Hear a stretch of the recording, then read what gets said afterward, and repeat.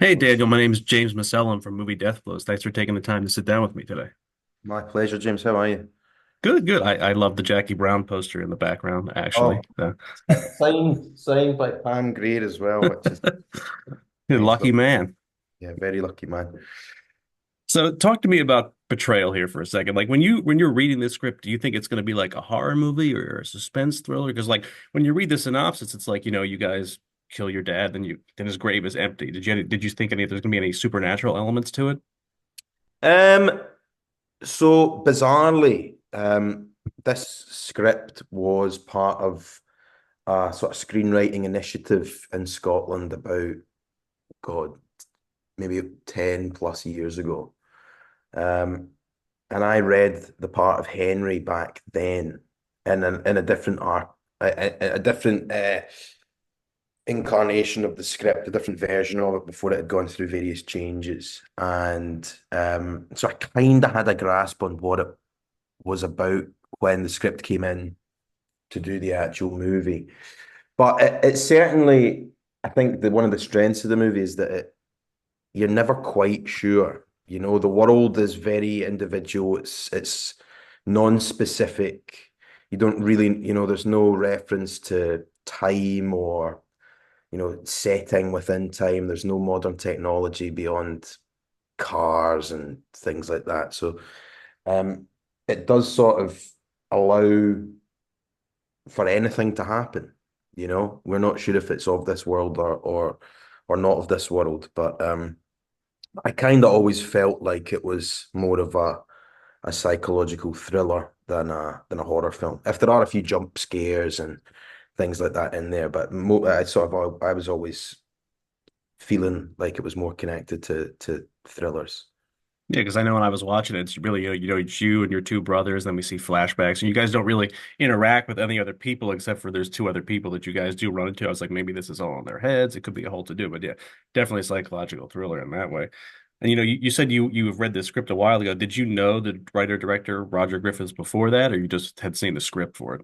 No, I mean Roger was there when we did the reading. It was like I think it was part of a maybe like an award scheme or a like a grant for up and coming filmmakers. And I mean I was much younger. I was in my early 20s, 2021. So we just read the script for some execs and people from the film industry in Scotland.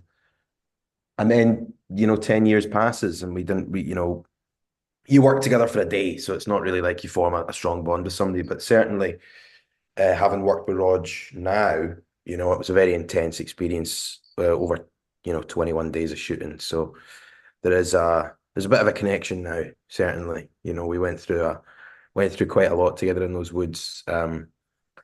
Especially Calum, Brian, myself, and Rog and the crew. But everyone involved. It was a very collaborative thing that sort of only worked because everybody was so committed to it. Sure. And you were talking about, Brian and Calum, who play your brothers in this movie. Had you guys ever met before filming this? I know you guys are all from Scotland, but was this like the first Yeah. time you guys ever met each other? You never worked together before or anything like that? I'd never met Calum before. No, Calum's a few years younger than us, Brian and I. But Brian and I have been friends for about 15 years, maybe more. Yeah. We actually started we did the same kind of youth theatre program when I was about 16, where we did a couple of musicals together. And Brian had a previous friendship with my older sibling. So we'd never had the chance to work together, but we, stayed in touch. We both moved down to London around about the same time. So getting the chance to work together, as siblings when you already have that sort of built-in relationship isn't something that I don't think Roger and the team were aware of, but it certainly helped in such a tight shooting schedule. Yeah, no doubt. And I was talking to Paul yesterday and I was telling him like I had seen him in Apostle, probably 6 years ago. And that's why I was so interested in talking to him. But like he's so good as your dad. Like he's so evil, but also so loving at the same time. Like he still wants you guys to love him and everything like that. Yeah. What was it like seeing him in that kind of character role? I mean, he's an exceptional actor. Grown up in Scotland, he's somebody that people look up to, and for good reason. He's had a brilliant career. I've seen him on stage. I've seen him in various roles on TV and in films, and he's anything but a one trick pony. He's very very skillful. He's got a lot of range, and he he might not be the sort of the obvious casting for a role like Don in the film, but the way that he approached it as a man who sort of controlled us psychologically rather than with, only having the threat of physical violence. I think added layers and layers to the boys' trauma and what they'd gone through. Because I mean, I'm not a small guy, and you stand me next to Paul, I'm quite a lot bigger and broader than him. But the fact that he was able to carry that real deep rooted control over us all the way through it is testament to him. And he couldn't have been any different when the camera stopped. He was fun, he was involved with us. We played snooker, we did the crosswords, we had a laugh. He's a lovely guy. So, it's the sort of the best of both worlds. You get somebody who can really turn it on and do that really difficult, gritty stuff when the camera's rolling, and then when the camera's off, he's an excellent guy to hang out with. So He was telling me about snooker yesterday. I was like, I actually know what that is. So I can. yes, But yeah. Mate, a few people know what snooker is. We played quite a lot. It was our quiet time after quite intense days. We needed to go and sit in a fairly dark room and not do anything too strenuous to get out of the woods in our heads. it seemed like a pretty grainy shoot, like really like, rough. You guys are in the woods, you guys are in that farmhouse. How long was the shoot? Did you guys go anywhere else, or was it just like those two locations? Yeah, it was just those two locations. It was 21 days, 20 days, and then one pickup day where we did some drone stuff and a couple of special things. But it was 4 5 day weeks, mostly in the forest, and then two different houses. Yeah, there was the farmhouse, Miller's house, and then what was meant to be our house. So they were all in and around Ayrshire on the west coast of Scotland, but there was no green screen, no fancy locations. It was all very very tight, and again, I think that added to the feeling, making the picture because you know the three of us being out in the forest all day against the elements in Scotland, is rough. There's no, you're doing all this running around and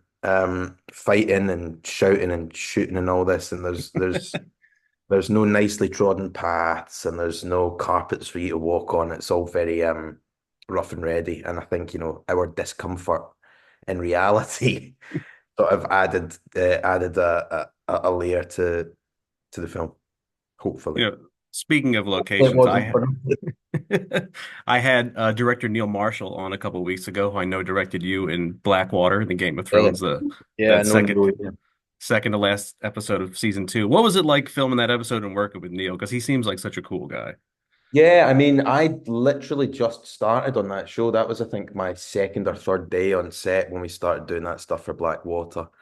And I was 19, I think, maybe 20. Um, I didn't have a huge amount to do with Neil. He was obviously helming the first massive battle episode of, what was a show that was, still growing and growing at that stage. But I remember him as a really kind, patient director. I've been a fan of his work before that. Uh, and I just remember that he treated me with a lot of respect and a lot of fairness for a guy who was, young and inexperienced and really, really nervous. I remember he came out to the pub with us after shoots sometimes and was really involved. So it's always nice to see somebody like Neil going on and doing really exciting stuff because, he really a guy who really gets his hands dirty. It doesn't seem like it's been t like 12 years since season two happened. Like I had a lot more hair when season two was going on, but it's been 12 years since I that. had a lot less hair, I think, 12 years ago, but Yeah, definitely. But like you were on that show from season two all the way through the end. Were you like everyone's getting bumped off, killed, they're killing main characters? Were you ever like crossing your fingers like, please don't bump me off. Please don't kill me. do you know, every year I would start on the final episode of the season and read backwards and just see, where the last mention of my name was. I thought I would have been a quite obvious choice for them to kill.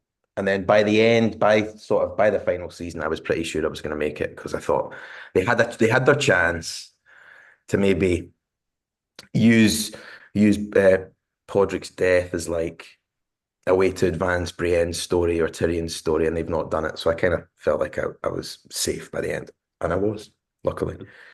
It's funny when we see Pod the first time, he's with Tyrion, who's, paid by Peter Dinklage, who's really small. Then you're with, Gwendolyn, who's like really tall, and you're kind of just right in the middle. I always thought that was just a funny thing to just mix you up with a small person and a really tall person at that point. Yeah, yeah, Mr. Average, stick me right in the middle.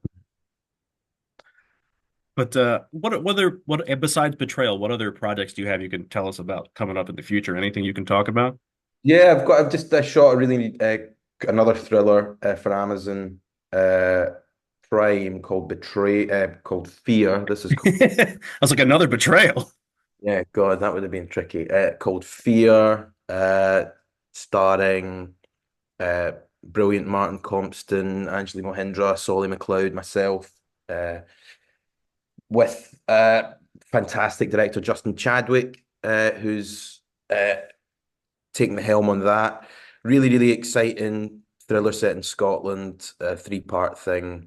Sort of, there's a real thirst for thrillers at the minute, and I think Fear has managed to sort of carve a path of its own, so it's not, the kind of cookie cutter, predictable twist after twist after twist thing that we can maybe see on TV fairly often. It's a thriller that is born out of circumstance rather than twist, and there's a lot of uh, avoidable pitfalls that happen that lead the sort of leading characters down a really nasty path. And I think that in itself can be a lot scarier because this is what happens in real life. It's not always twist after twist after twist. It's a butterfly effect. You make a small mistake or you say the wrong thing to one person and you don't know what the larger impact uh, that might have. Yeah, especially these days, you just have to watch the news to see that unfold. So it's like, Exactly. last question before we wrap up. I know you said you and Brian had known each other for a while. You did some like musical classes or anything like that. When you did Jenny's song in Game of Thrones Yeah. that season, did you know it was going to be that big of a deal? Like people like I hum it to myself all the time. I just assume you sing it when you're walking all the time or anything like that. Uh, yeah.